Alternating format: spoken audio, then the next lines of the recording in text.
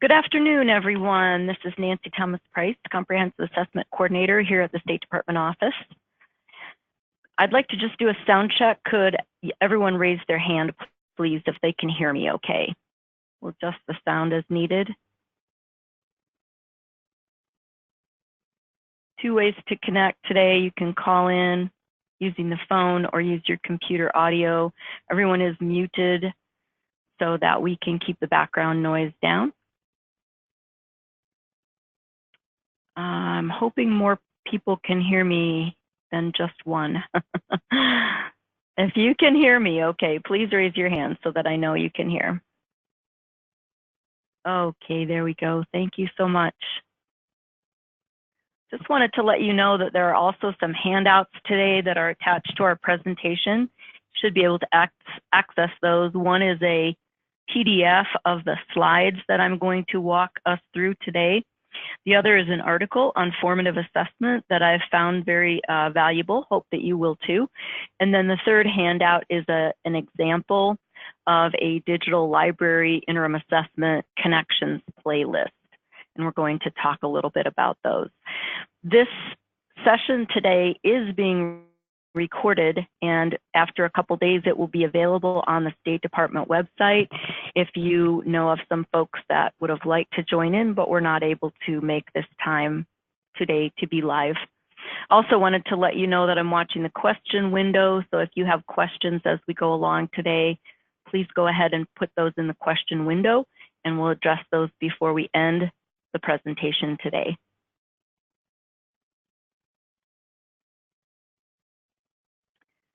So the digital library is an important part of our assessment system.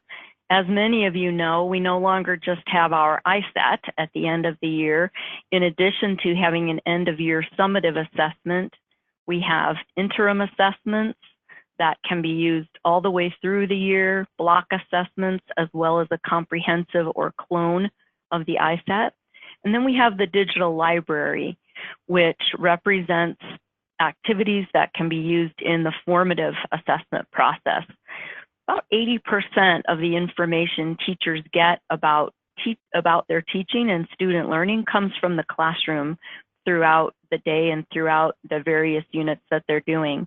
It can be informal, it can sometimes be a little bit more formal, but that type of feedback, two-way feedback between students and teachers, teachers and students, is used to adjust the lessons and the learning in real time.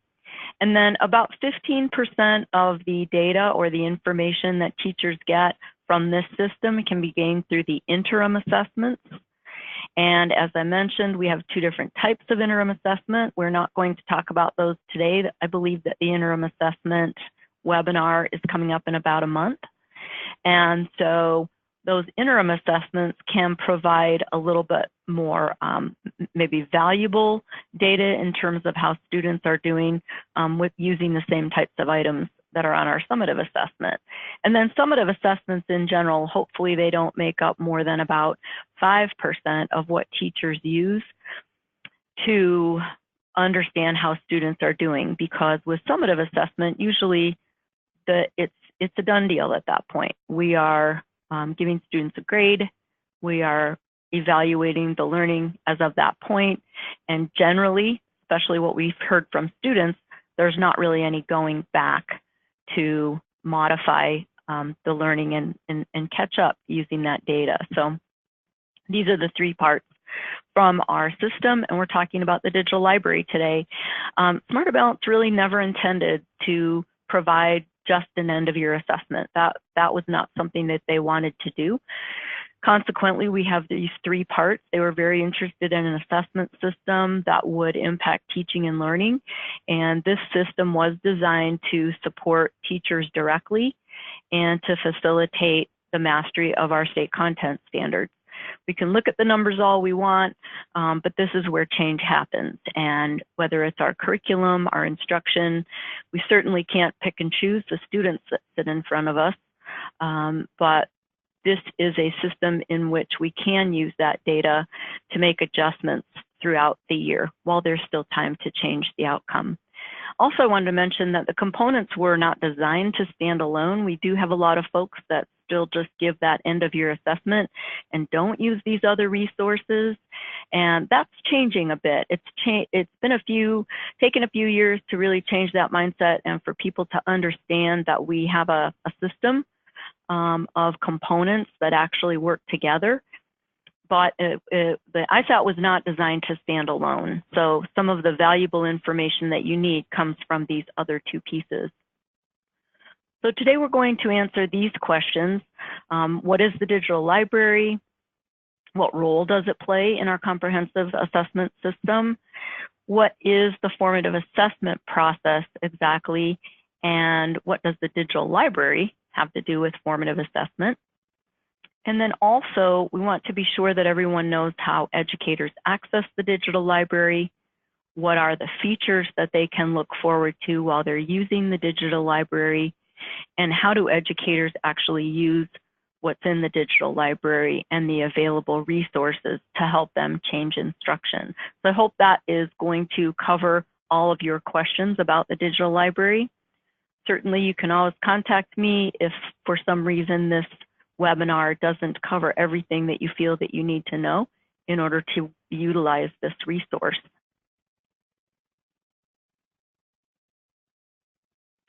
So what is the digital library exactly? The digital library is a collection. It's an online library collection of very high quality instructional and professional learning resources. And we had about 60 Idaho teachers involved in the project and the initial launch of the digital library. And there have really been some changes since that first year the digital library was available. It was actually available the year before our ISAT was given. And so we had many teachers work on that and contribute to the digital library. All of those resources that were submitted by teachers were then reviewed by 3 other educators to decide if they were going to be appropriate for the digital library. So all of the resources are aligned to the Idaho content standards and represent the intent of the standards. So they're focusing on more than one standard, not just one standard and pulling standards apart, but showing how standards work together. And the resources are available in such a way that they really help people better understand the formative assessment process and implement it in their classrooms. We know that formative assessment can have a big impact on what we end up looking at the end of the year, which is our summative scores. So educators use the materials in different ways. They are used often in professional learning communities. They want to differentiate instruction for learners that are anywhere in the spectrum, those that are performing above expectation, below expectation, and really used to engage students in their own learning. We also feel that using these resources can improve assessment literacy and help people understand how formative assessment fits in the big picture of what we traditionally refer to as assessment. And these also help schools and districts design professional development opportunities. So there are many resources in the digital library that can actually be used for professional development that's provided in district or in school. And then we'll also talk briefly about one of the other features in the digital library, and that's the collaboration and ability to comment and rate different resources that are available, and for people to share their expertise with colleagues around the country in the online embedded discussion forums.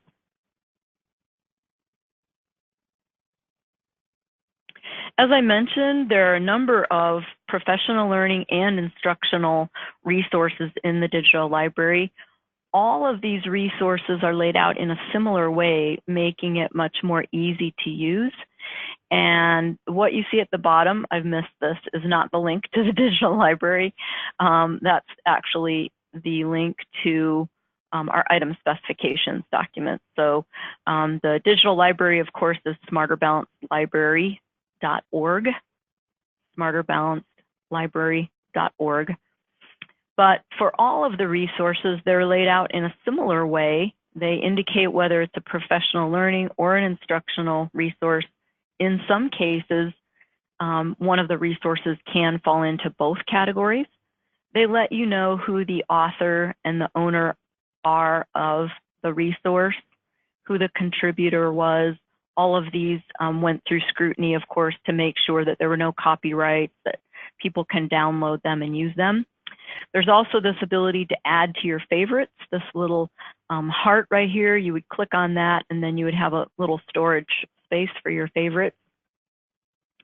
And then you have the ability to view all of the materials that are there, download all of the materials that are there, and then you will get a summary to start with and an indication of some of the search features that would have brought you to this particular resource.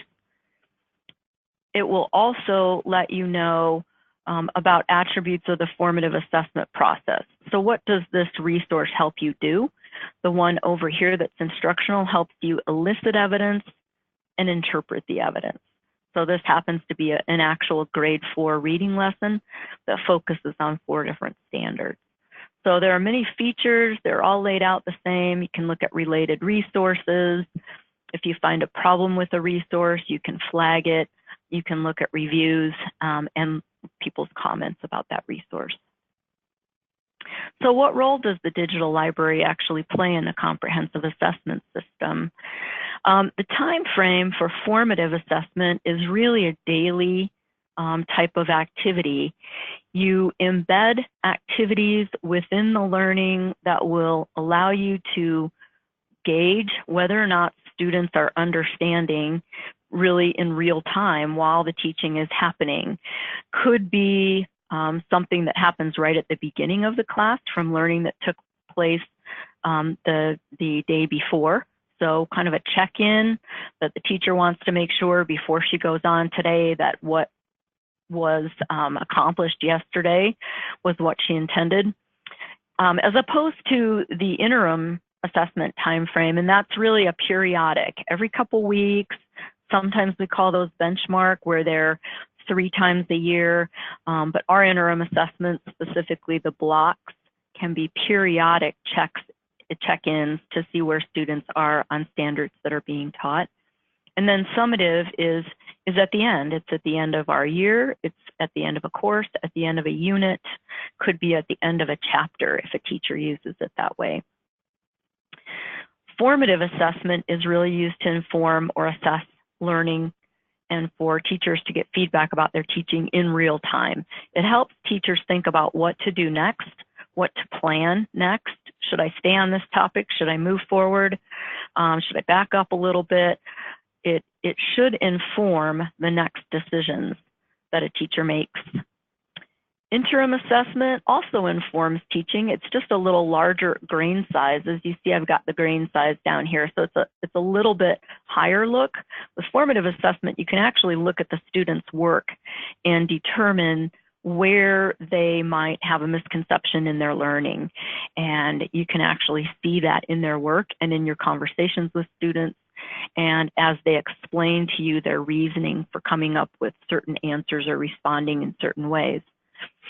The interim assessments also really help you look forward and look at some trends that have happened so you know how to adjust those trends.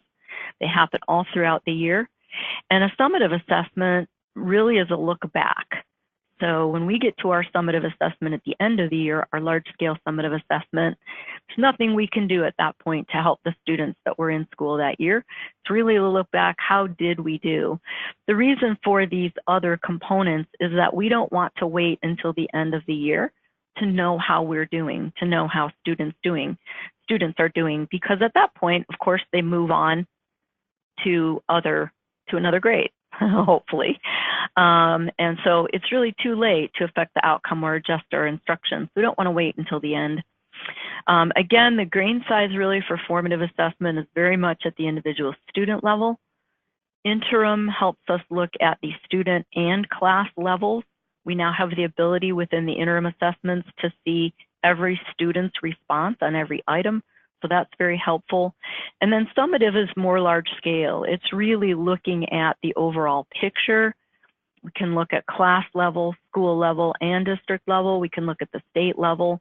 But again, it's really at the end, it's looking back, it's assessing the learning that's already taken place, whereas formative very much helps us make decisions for moving forward.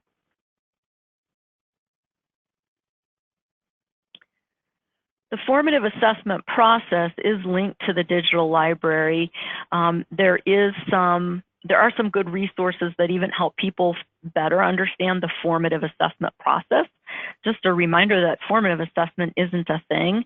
We don't actually stop learning and teaching to take a little quiz like we do with the interim assessments, although those can be embedded into classroom instruction as well.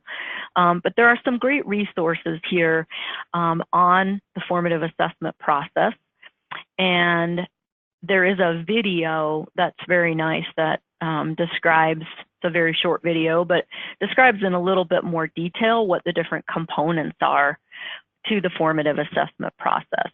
That keyword actionable feedback and adjusting ongoing teaching and learning.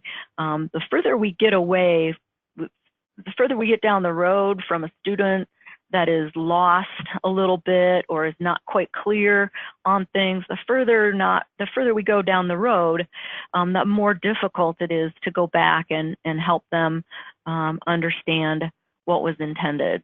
And so we want to do it to make sure that we know that and can adjust our instruction accordingly.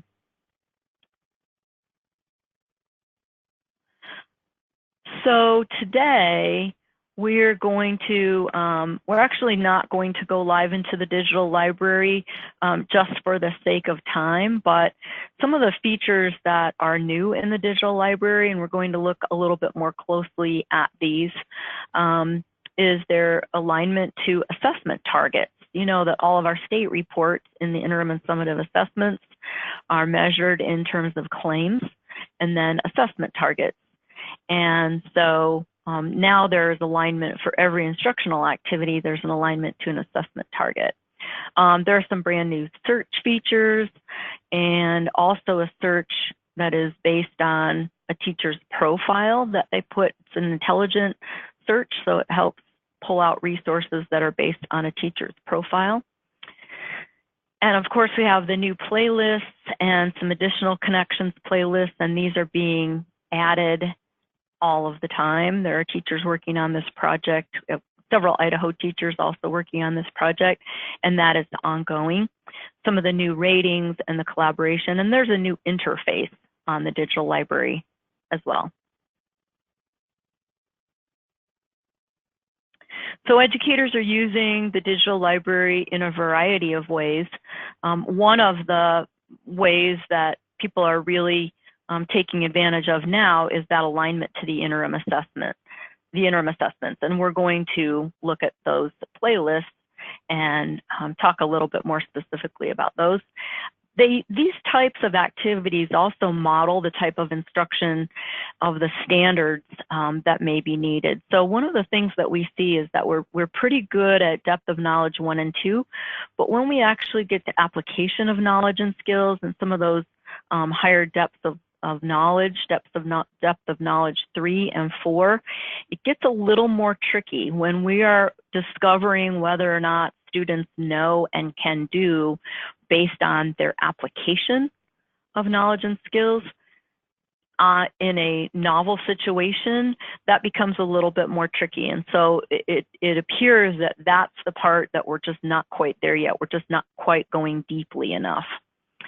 Also, these are lessons or activities, tasks that are outside of a designated curriculum. So there may be something missing or something that you feel needs to be enhanced in your curriculum. And so these can be used as an add-on to the designated curriculum that you use.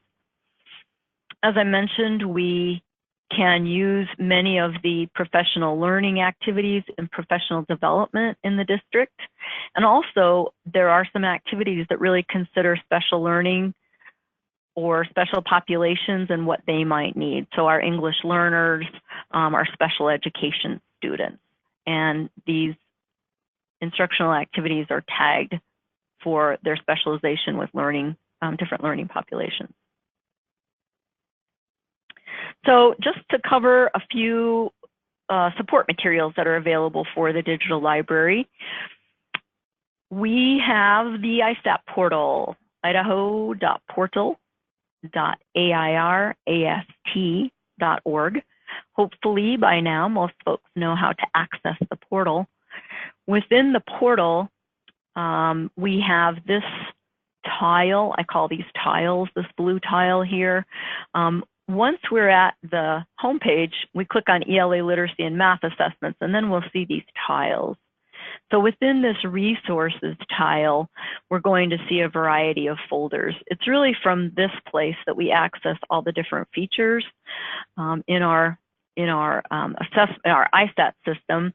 The digital library does not come from here, but there is a link to the digital library. It's actually sitting out on another server that's a Smarter Balance server, but there is a link right here to the digital library that you can use. So within that resources tile, or behind that resources tile, we see several folders. I, of course, use that interim assessments folder a lot to use the resources with folks when we're doing professional development.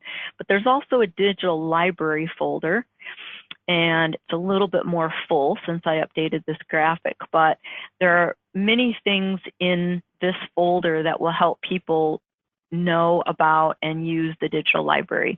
So I would suggest that you check those out. The digital library playlists are in the digital library itself, but we've also pulled them out and made them available here just for ease of use. There are quite a few more than those that are listed here.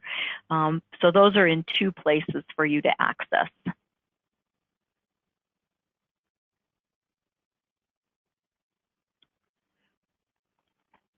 And we're going to just take a short break here for 1 second, and I'm going to go into some additional slides.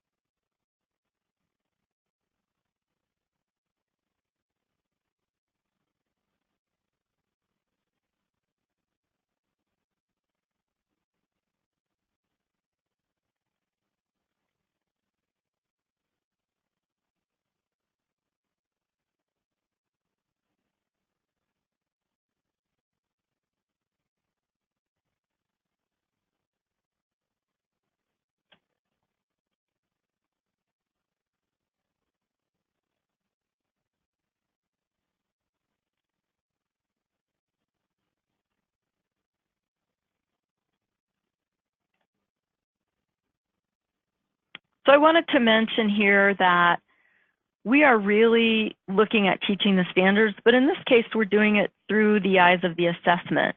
And so it's just a different view on, or a different approach, I would say, on the way that we've gone about teaching the standards in the past. And both are needed, of course, in combination to make sure that we're addressing the standards completely. I would like to mention this as well, and I added this because of what I've seen happen over the last 3 years. This is a quote from an article from a friend of mine, Tom Schimmer, who is out there doing incredible professional development on formative assessment and working, I know, with a lot of, continues to work with Idaho districts as well. But one of the things that we have seen happen with both the use of the interim assessments and these digital library activities, remember that they're non-graded.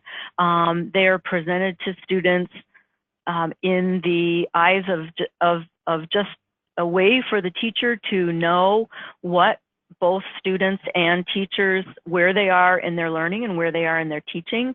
And so they're low risk for students. And we've heard so many success stories of the students feeling much better about the end of year assessment, the ISAT. Lava Elementary said, our students sat down to test and said, we do this all the time. And so in conjunction, these activities really help boost students' confidence. And I think this is one of my mantras this year. We really want to be able to take advantage of some of the resources so that students feel very well prepared and they understand and take responsibility for where they are in their learning, as well as the teacher.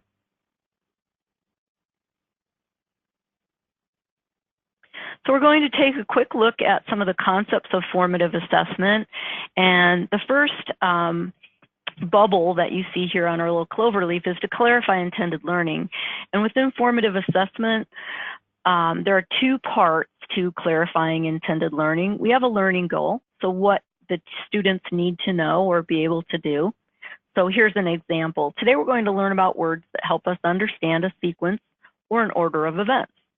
We want students to be able to distinguish the learning from the activity, what we're going to do, because often there are multiple ways for them to show that they know. The success criteria is the way that we share with students, here's how I know that you are understanding this or knowing this. So to demonstrate understanding, you'll write a short paragraph about an event that uses these words to show the order that actions happened. So for this learning goal and success criteria, it would come from claim 2. So this is how it would be represented on our assessment and in our assessment data. And then the assessment target or description of evidence would be write or revise one or more paragraphs. So the learning goal and the success criteria come directly from those assessment targets, the claims, and then the underlying assessment targets. So we want to clarify intended learning with students, maybe not even at the very beginning of the class, but at some point during the instruction. And these are presented in student-friendly language. So it's not a teacher objective that we put on the board that students don't quite understand or some technical jargon from the standards. These are presented and shared with students in student-friendly language.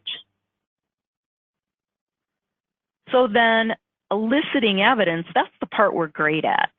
So we're always eliciting evidence from students. Sometimes, as I mentioned, it's very intentional, sometimes not, but it takes a variety of forms. So it also takes into account the depth of knowledge that I mentioned and that cognitive rigor matrix that was used marrying Bloom's, which is the cognitive process, and Webb's depth of knowledge is very evident here in the ways that we elicit evidence. Non-graded, low risk for you and I to know where you are in your learning. And so here's an example of something that might come from the learning goal and success criteria that I mentioned on the slide before. So we're going to elicit evidence. Eliciting evidence without knowing what the intended learning is kind of like getting in our car without an intention of where we're going, only a general idea. And some people are comfortable with doing that, but most are not. So what is the formative assessment process? We have our last two clover leaves here. Once we've elicited evidence, we need to interpret it. So we're going to make determinations about student learning and misconceptions. Teachers do this when they grade homework. They're saying, okay, now I'm getting a sense of the student's work, and I'm able to interpret what they've shown me as to whether or not they're understanding. And then from there, we want to act on the evidence. So we're going to adjust instruction. We're going to keep going the way we intended. We're going to take a step back. So there are several things that can happen once we use our interpretation of this evidence to make decisions about where to go forward. As I mentioned, we have that great video in the digital library. It is under the little help topic. There's a little help button at the very top of the digital library interface, and you can get this formative assessment process video as well as other help topics by clicking on that, and a glossary of a lot of the different terms that we use in the digital library. So just a few more facts about the digital library. I'm sorry, I covered this slide before, so we've already gone over that. We have both professional and instructional resources. We have, in addition to 3,000 resources, 100 multimedia modules that show examples of teaching our content standards in both ELA literacy and math instruction at all the various grade levels. The tagging, filtering, and search features have been updated greatly from the initial introduction of the digital library, so you can check those out. They're trying to make those as sophisticated as they can. They've been enlisting the feedback of teachers that continue to work on the digital library to make all of these changes. So we're really using those in the field to help understand how the digital library needs to be improved. The online discussion, collaboration features, those have all been improved as well. The resources, as I mentioned, are aligned to the formative assessment process, and there are more resources than just ELA literacy and math and science. There's health, there are languages, and so you can take a look at that too. So the digital library, then, those activities align directly both to our interim assessments and our summative assessment. Click on ELA Literacy and Math, go into the digital library folder, and here you can see all the different playlists.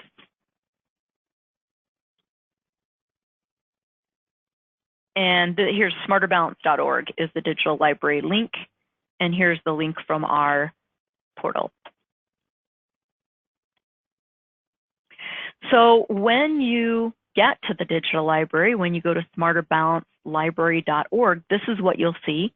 You either already have a login and then you're going to log in, or you can register for your free account. The little asterisk here, it says check your eligibility to register. What Smarter Balance did was look at all of the email extensions from our districts that were already in the digital library to build the availability of those people being able to register. So if you've never had anyone from your district in the digital library, then probably your email extension is not there. And if you find that, just let me know and I can have Smarter Balance to add it. But it's easy to register for a free account. We no longer rely on district people to set that up. It is self-registration. And within it's very straightforward, but within the digital library folder, there is a little step-by-step explanation of how to register. Or if you already have a login, you can log in. These are a lot of the different search fields that we have now. I mentioned the target alignment that's here. Our state standards are here. You can look at different media types or educational use. These are all the different subjects. There are some that are not specific to here, but we have many career and vocational health, world languages, arts, science and technical subjects, and we have grades starting at kindergarten and up to about 11th, 12th grade. Some are not grade specific. So we can, even though we don't have interim assessments in grades K1 and 2, you can find some great activities in the digital library that align to the standards. I mentioned the ability to rate, review, discuss, and share, and then you can also find related resources, this tab over here. This number tells you how many people have opened up the resource and viewed it, and how many people have downloaded it, and people that have rated, how many people have rated this resource. So every one of the resources that you're going to pull up, you'll see this. Sometimes they haven't been rated, they could be new. So let's look at how the resources in the digital library align with other parts of our ISAT system.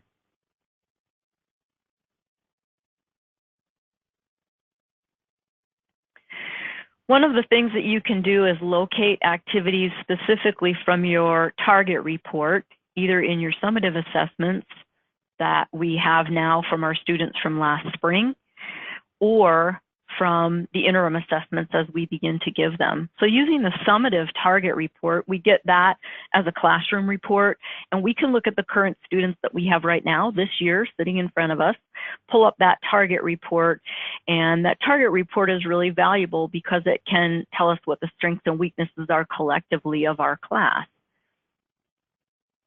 that will then help us use that target search in the digital library to find activities that are related specifically to those targets.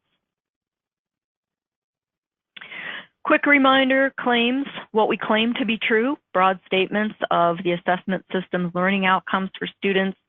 Targets back up the claims, so they're descriptions of evidence. If we see this evidence, we can claim the following is true. In ELA literacy, the assessment targets in the standards document come directly from the anchor standards, as we saw in the previous slide. It's fuzzy, but just to illustrate a point, in math, the assessment targets come directly from the cluster headings. So these sentences right here, these are assessment targets in our assessment system. All of our reports are on claims, dealing with claims and targets. And this is just an example of how everything lays out. We no longer focus on standards-based reporting. We now focus on how the standards work together. So every item on our assessment measures very often multiple standards. Occasionally, there's one standard being measured by an item, but generally speaking, across our entire assessment, multiple standards are being addressed and assessed with every item on our assessment and in our interim assessments and in the activities in the digital library. So that makes this target level very important. I mentioned the summative target report. This is a current, I blocked out the name of the district that it's from, but I pulled up a teacher's class of district that I've been working with, and this is the summative target report for her current students. So these are showing their strengths and limitations, and as you can see, there are definitely some strengths. We have two different things going on here: performance relative to absolute proficiency. That's a predetermined number of what's proficient or not. And in the second column, these are strengths and weaknesses based on the class average. So targets with a minus are pulling that class average down. Targets with a plus are pulling that class average back up. But these targets, these sentences, are what we're then going to search when we go into the digital library to find out to be able to see some more activities and see how that looks in an instructional task. It can inform our next step. So from there, we may want to get some additional data, give students a small 15-item block assessment on areas of need before we teach them, using the block from the grade before if students were not doing well, and have some additional drilled down data that we can look at by item. Again, I mentioned some of these activities to formally assess. And then we can look at these interim assessments in the assessment viewing application and see if the way that students are going to be asked about their knowledge and skills align with the way that we've been teaching them and the kinds of evidence we've been asking for in the classroom. Using those airways reports from the interim assessments, we can delve into individual student level and item level questioning.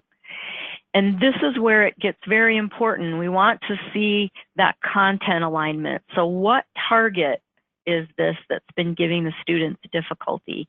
This particular one says distinguish correct logic or reasoning from that which is flawed. If there's a flaw in the argument, explain what it is. We can then go to the digital library and find activities specifically on this content. I just put a little way to go, Marsing School District. They made some great gains this year in their first year using the interim assessments. I've already started using them for this year. And then from here, we can see the digital library connections playlist. You can click directly on these hyperlinks when you pull up the PDF. It will take you right to that activity. So you don't have to use any of the search features if you don't want to. You can use these connection playlists to go directly to that activity in the digital library. If you haven't logged on, it will stop you at the login screen, but as soon as you log on, it will take you right to that activity. When students complete the interim assessments, they don't get a score, a number score, and we don't want them to. We want to just know in general if they're above standard, below standard, or at or near standard. And it's not, the way that the interim assessments are scored, it's not 13 out of 14 right gives you the score. That is not how they're scored. It really depends on the item difficulty, a number of different things that help us get the determination of where students are in their learning. But you can then look at activities that would be appropriate based on how students or groups of students scored on that assessment. And really this helps you differentiate instruction. You can move forward in your instruction knowing that students need some support if they're below standard and if they're still struggling with some of these concepts. If they're above standard, if we do a lesson, students might be bored, and so we want to give them a little bit more challenge. So again, that scaffolding and differentiating instruction for those students that might need some modifications in order to continue their learning based on where they're at. So today we've looked at the digital library. This is the end of our webinar for today. I'm going to open it up for questions, and I'll just watch the question box and see if you have some additional questions. You can certainly contact me at any time, email, voicemail, or phone is fine. And let me know what questions you might have about the digital library. We're happy to hear how you're using the digital library. We love it when folks will share with us about their experiences with the digital library. That will help us improve it. It will help us be able to share with other districts how it's being used. But we do have more and more use of the digital library these last several years, just like we have more and more use of the interim assessments over the last few years. We have about 158, 59 districts in the state, and last year 130 of those districts used the interim assessments in some way. Some very seriously and in a very comprehensive way, and some folks are just still curious and getting in there and just playing around a little bit without real significant intention, but they are going in and using them in different places for different parts of the content. So I'm going to open it up to questions. I'll wait for questions for just a couple minutes or comments that you might have, and then answer those for the folks on our webinar today.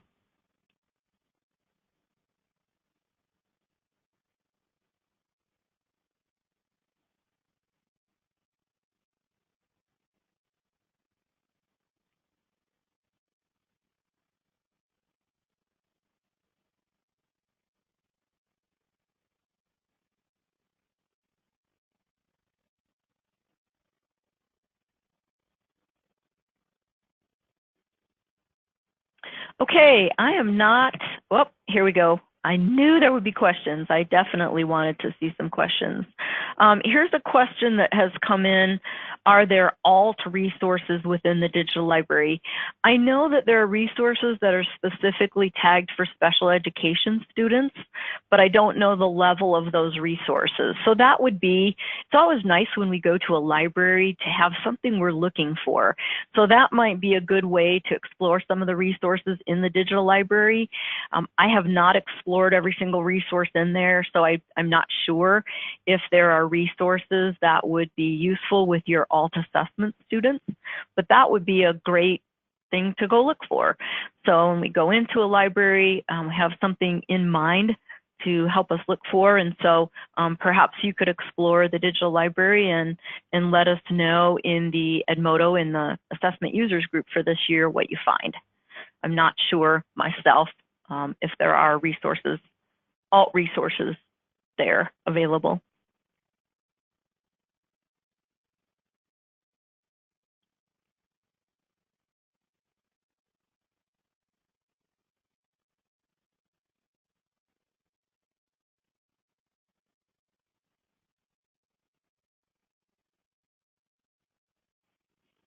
Okay, I am not seeing any other questions come in, so I think we'll go ahead and end our webinar for today. I hope that information was useful to you and helps you better understand the digital library a bit and see some of the features, see how it's been updated in the last couple of years. I look forward to your comments, your questions, and as always, supporting your district in your use of these resources so that we have some indications of students improving their knowledge of the Idaho content standards and ultimately being college and career ready. So thanks very much, everyone. Have a great summer day, and we'll look forward to seeing you in the next webinar, which is coming up in just a week or so. We're doing a webinar on what's new in the AIR systems.